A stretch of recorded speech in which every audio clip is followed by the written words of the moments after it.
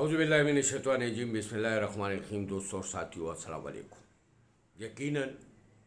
خان صاحب کی رہائی کے لیے ریلیاں بھی ہو رہی ہے، احتجاج بھی ہو رہا ہے، آواز بھی اٹھائی جا رہی ہے، لیکن بحیثیت ایک سیاسی ورکر میں یہ سمجھتا ہوں کہ جب تک ایک منظم تحریک شروع نہیں ہوگی خان صاحب کی رہائی کے لیے، ایک مضبوط تحریک شروع نہیں ہوگی خان صاحب کی رہائی کے لیے، تو اس غلام نظام کی موجودگی میں بحیثیت سیاسی ورکر یہ امید نہیں رکھ سکتا ہوں کہ اس غلام نظام سے عمران خان صاحب کو انصاف مل سکے گا۔ ایک بھرپور منظم تحریک کا آغاز کرنا ہوگا، اور اگر ہم میں سے کوئی یہ سمجھتا ہے، پارٹی کی قیادت میں سے اگر یہ کوئی سمجھتا ہے کہ خان صاحب ڈیل کر لیں گے اور آسان راستہ اختیار کر لیں گے، تو میرے خیال سے کہ وہ یا تو خان صاحب کو جانتے نہیں ہیں یا پھر وہ خان صاحب کی طبیعت سے لا علم ہے۔ خان صاحب ڈیل نہیں کریں گے، خان صاحب نہیں جھکیں گے، خان صاحب ڈٹ کے کھڑے، خان صاحب اپنے نقطہ نظر سے پیچھے نہیں ہٹیں گے، اور جب تک خان صاحب ڈٹ کے کھڑے یہ غلام نظام اس کے خلاف کھڑا رہے گا، اور خان صاحب سمیت 10,000 بے گناہ قیدیوں کو ظلم اور جبر اور تشدد اور لاقانونیت کا سامنا کرنا پڑے گا۔ جہاں پر قانون ساز ادارہ جعلی ہو، فارم 47 پر ہو، جہاں پر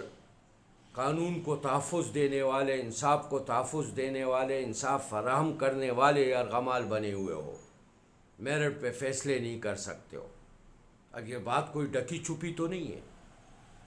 6 ججز ہائی کورٹ کے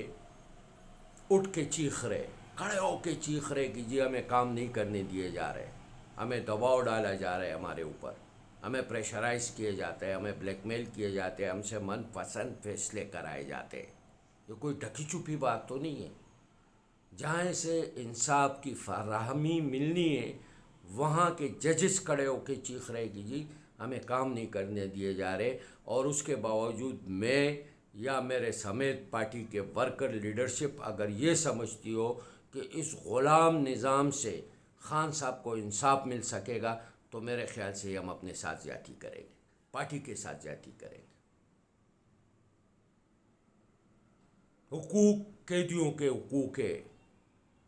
لیکن تحریک انصاف کے کسی بھی قیدی کو حق نہیں مل رہا ہے، اپنے خاندانوں سے ملاقاتیں نہیں کرائی جا رہی ہے، ان کے کیس میرٹ کے بنیاد پر نہیں سنے جا رہے۔ سال ہونے کا ہے، سال ہونے والا ہے۔ دوستوں اور ساتھیوں، ایک منظم تحریک حقیقی آزادی کے لیے، جو خان صاحب جس حقیقی آزادی کی بات کرتے اس کا مقصد اداروں کو آزاد کرانا، امریکہ کی غلامی سے آزاد کرانا، ملک کی ریاستی اداروں سے آزاد کرانا، کیونکہ ہمارے ادارے یرغمال بنے ہوئے، چند لوگوں کے ہاتھوں یرغمال بنے ہوئے ہیں۔ ایک حقیقی آزادی کے لیے ایک منظم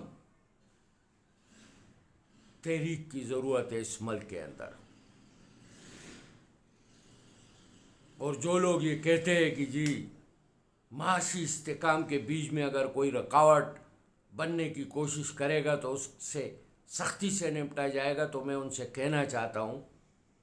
کہ اس ملک میں معاشی استحکام، سیاسی استحکام کیسے آئے گا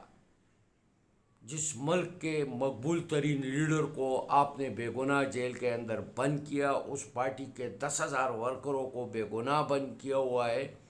جس کے مینڈیٹ پر آپ نے ڈاکہ ڈالا ہو، جہاں پر جعلی لوگوں کو آپ نے قوم کے اوپر مسلط کیا ہو، وہاں پر معاشی استحکام کیسے آئے گا؟ بلکہ سرمایہ کار اپنا سرمایہ نکال کے دوسرے ممالک میں، دبئی میں اور بیرونی ممالک میں اپنا سرمایہ لگا رہے۔ جب اپنے لوگ ملک سے سرمایہ نکال کے اور بیرونی ملک جا رہے تو پھر باہر سے کیسے لوگ آ کے آپ کے ملک کے اندر سرمایہ کاری کریں گے؟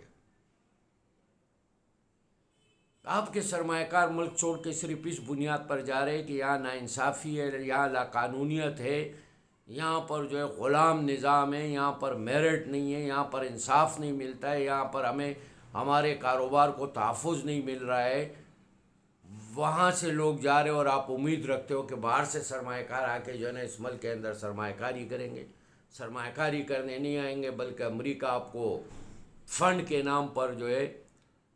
خیرات دے گا اور اس کے بدلے میں آپ سے بہت کچھ لے گا، جیسے ماضی میں انہوں نے ہم سے لیا ہے۔ ہمیں دہشت گردی کی طرف دھکیلا، ہمیں انارکی کی طرف دھکیلا، ہمیں افراتفری اور انتشار کی طرف دھکیلا، صرف چند ڈالروں کے لیے۔ تو اب یہ قوم کسی صورت میں بھی ایسے اقدامات کو قبول کرنے کے لیے تیار نہیں ہے۔ میں اپنی پارٹی کے قیادت سے اپیل کروں گا کہ ایک منظم تحریک کا اعلان کرے حقیقی آزادی کے لیے، کیونکہ قوم تیار ہے، نوجوان تیار ہے، لوگ اس فرسودہ نظام کو مزید برداشت کرنے کو تیار نہیں ہے۔ خان کی رہائی کے لیے ایک بھرپور تحریک کی ضرورت ہے۔ میں اپنے قائدین سے اپیل کروں گا تحریک انصاف کے کہ وہ تیاری کرے اور ایک مضبوط اور منظم تحریک کا آغاز کرے۔ بہت شکریہ دوستوں اور ساتھیوں۔